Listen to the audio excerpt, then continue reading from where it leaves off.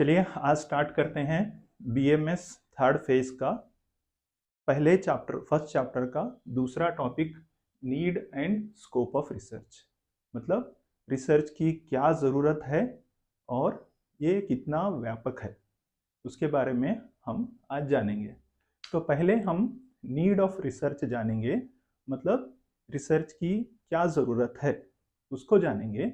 तो आयुर्वेदिक स्कॉलर को या आयुर्वेदिक फिजिशियंस को रिसर्च की क्या ज़रूरत है उसके बारे में आज हम जानेंगे।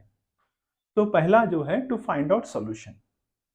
तो जो भी प्रॉब्लम्स आ रहे हैं तो उसका सॉल्यूशन ढूंढना ही हमारा रिसर्च करने का पहला उद्देश्य है। पहली ज़रूरत क्या है कि जो भी इश्यूज आ रहे हैं उसको सॉल्व करना। Research helps to solve the practical and theoretical problems. जैसे मान लीजिए कि हमारे एक पेशेंट ले लीजिए, ऐसे पेशेंट जिसको जॉइंट्स पेन है, हड्डियों में दर्द है। तो हड्डियों में दर्द में है तो उसको हम प्रैक्टिकली कैसे सॉल्व कर सकते हैं। तो पुराने तरीके से या जो भी है, जैसे मान लीजिए गुगलू है, शल्लकी है, ऐसे दवाई देकर क्लिनिकल ट्रायल करके हम कैसे इसको सॉल्व करते हैं, ये सिर्फ और सिर्फ हम रिसर्च करने पर ही पता लगता है। तो पहला चीज़ जो है कि ज़रूरत क्या है रिसर्च करने की, कि किसी भी चीज़ का सॉल्यूशन ढूंढने के लिए, उसका उत्तर ढूंढने के लिए हम रिसर्च करते हैं। तो research helps to solve the practical and theoretical problem करने के लिए। और जो दूसरी ज़रूरत है क्यों हम रिसर्च करते हैं, तो दूसरी to gain the knowledge.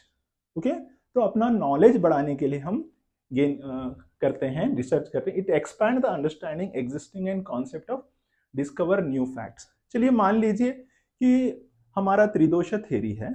त्रिदोष theory हम जो पुराने मेथड से हमारे आचार्यों के तरीके से जो पढ़ के आए, क्या हम एट प्रेजेंट एरा के हिसाब से हम उसको कैसा नॉलेज बढ़ा सकते हैं। जैसे कि त्रिदोषा है तो उसको हम क्या बायोकेमिकल थ्योरी से कुछ सॉल्व करके कुछ मॉडर्न जो ज़माने को समझा सकते हैं, या नहीं तो फिजियोलॉजी के ज़रिए से, या और जितने भी एंजाइम्स है, डिफरेंट डिफरेंट मेथड्स के ज़रिए से टूल्स यूज़ करके हम अपना जो जो बेसिक नॉलेज है, जो बेसिक प्रिंसिपल्स है, उसको अपना नॉलेज गेन करते हैं डिफरेंट टूल्स या डिफरेंट मेथड्स के जरिए से। तो ये हमारा दूसरी ज़रूरत है टू गेन द नॉलेज।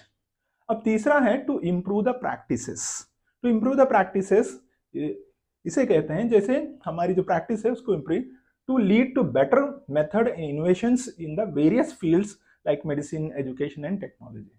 तो क्या होता है इम्प्रूव करना, जैसे हमारा तो मेनली मेडिसिन है, एजुकेशन एंड टेक्नोलॉजी, तो इसको कैसे इम्प्रूव कर सकते हैं।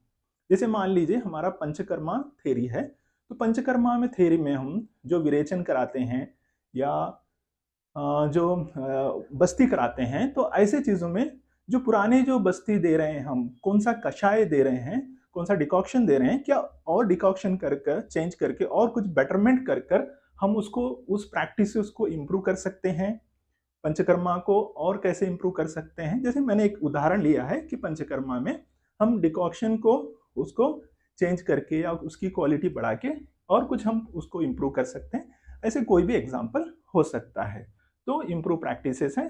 तीसरा है to support the decision making.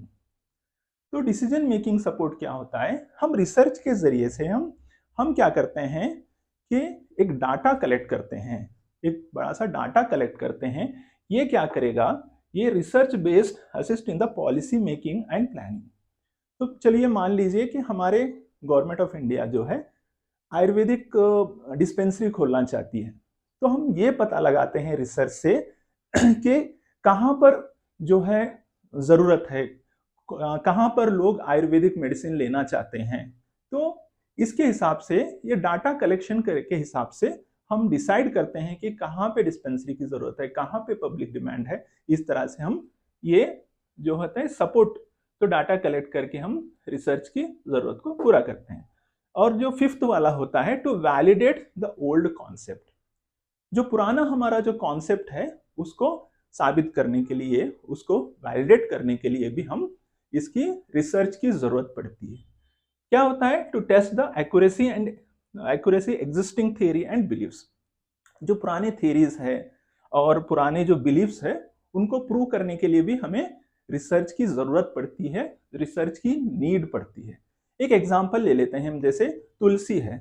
तो तुलसी से आपको पता है कि तुलसी जो है ओसिमम सैंक्टम, ये क्या करते हैं हम, जैसे हमारे रेस्पिरेटरी ट्रैक्ट डिसऑर्डर में देते हैं या इम्यूनिटी बढ़ाने के लिए देते हैं।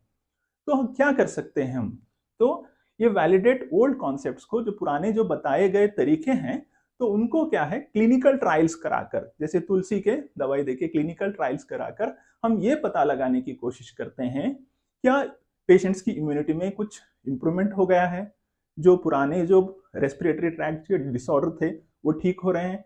तो क्या होता है, टू वैलिडेट ओल्ड कॉन्सेप्ट, जितने भी, एक एग्जांपल जैसे उदाहरण बता रहा हूं मैं कि जैसे तुलसी का एक उदाहरण लेते हैं, तो क्या हम उसको इम्यूनिटी बढ़ा सकते हैं, इस तरह से हम वैलिडेट कर सकते हैं कॉन्सेप्ट। तो ये जो जो होते हैं, ये जरूरत रिसर्च क्यों करते हैं, ये बेसिक्स 5 पॉइंट्स हम रिसर्च की जरूरत है। अगला है जो होता है स्कोप ऑफ रिसर्च। तो स्कोप ऑफ रिसर्च ये होता है कि कितना व्यापक है रिसर्च, कितना व्यापक है, कितना फैला हुआ है, किन किन जगहों पे रिसर्च होता है, किन जगहों पे रिसर्च की जरूरत है, ये हम जानेंगे व्यापक। तो ये क्या होता है, मल्टी डिसिप्लिनरी एप्लीकेशंस। ये सिर्फ मेडिसिन में नहीं, हर फील्ड में हम इसकी उपयोग रिसर्च के, चाहे मार्केटिंग हो जाए या इंडस्ट्रीज हो जाए या science, commerce, arts, medicine, engineering, सब जगह पर रिसर्च की जरूरत है। रिसर्च इतना व्यापक है कि हर जगह पे हमारी इसकी आवश्यकता होती है। जैसे कि एग्जांपल ले लेते हैं कि मल्टी डिसिप्लिन, जैसे हमारा एक आयुर्वेदिक कुछ फॉर्मुलेशंस हैं, ये जानते हैं कि एक जगह पे तो हम, जैसे मान लीजिए कि एक कोई दवाई प्रिपेयर कर रहे हैं, न्यू ड्रग्स कर रहे हैं, तो उसकी फार्माकोलॉजी से हम ड्रग प्रिपरेशन करने में हेल्प करता है। उसी उसके साथ साथ दूसरी जगह पर हम क्या करते हैं, एक साथ मार्केटिंग कैसे करें उसका भी रिसर्च करते हैं। इस तरह से हम मल्टी डिसिप्लिनरी रिसर्च हम करते हैं। तो ये व्यापकता बताता है। और जो दूसरा होता है इंप्रूवमेंट एंड इनोवेशंस, ये क्या होता है, to help the develop new product and process and solutions. तो नए नए इंप्रूवमेंट करना है या इनोवेशंस करना है, ये रिसर्च के जरिए से ही हम कर सकते हैं, रिसर्च के द्वारा ही हम कर सकते हैं।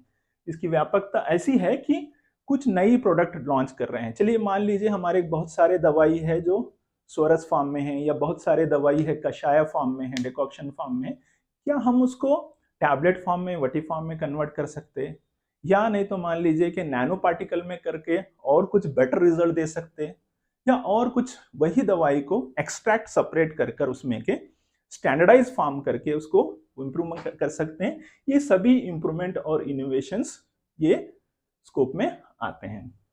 और अगला तीसरा वाला है द पॉलिसी डेवलपमेंट। ये पॉलिसी क्या करता है, government guide the government and organization strategies. तो गवर्नमेंट को या प्राइवेट ऑर्गेनाइजेशन को प्लानिंग बनाने के लिए, स्ट्रैटेजी बनाने के लिए ये मदद करता है।